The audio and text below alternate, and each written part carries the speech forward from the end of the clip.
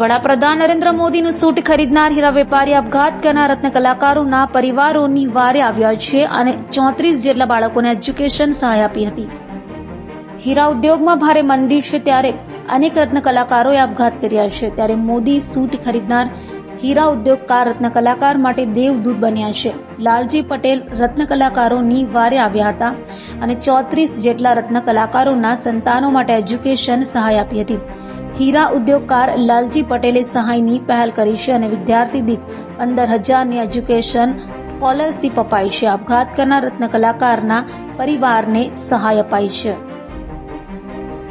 આજે છેલ્લા 20 દિવસ પહેલાં ડાયમંડ વર્કર યુનિયન દ્વારા એક અભિયાનની શરૂઆત કરવામાં આવી કે રત્ન કલાકારો આપઘાત ન કરો અમને કોલ કરો। આ અભિયાન અંતર્ગત જે લોકોને શિક્ષણ ફીમાં પ્રોબ્લેમ પડતી હતી એ શિક્ષણ ફીના બાબતમાં ધર્મનંદન ડાયમંડ અને લાલજીભાઈ પટેલ અમને બાહેધરી કે જેટલું પણ વેસ્ટ થાય, જે લોકો રત્ન કલાકારો જરૂરિયાતમંદ છે અને મંદિરના મારથી ત્રસ્ત છે એ લોકોને હવે ધર્મનંદન ડાયમંડ અને લાલજીભાઈ પટેલ દ્વારા શિક્ષણ ફી ભરી આપવામાં આવશે।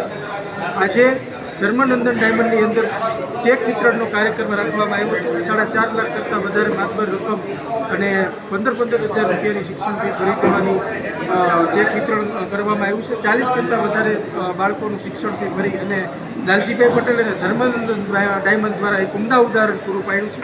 આનાથી ઇન્ડસ્ટ્રીયાલિસ્ટે નોંધ લેવી જોઈએ કે જો ધર્મનંદન ડાયમંડ પરિવાર આગળ આવતું હોય તો તમામ લોકોએ રત્ન કલાકારોની મદદ કરવા આગળ આવવું જોઈએ। સરકારને પણ નોંધ લેવી જોઈએ કે બાળકોની શિક્ષણ ફી જો માલિકો ભરતા હોય તો સરકારને પણ કંઈક હવે મદદ કરવી જોઈએ, કારણ કે મંદીનો માર અત્યારે સહન કરી શકે એમ પરિસ્થિતિમાં રત્ન કલાકારો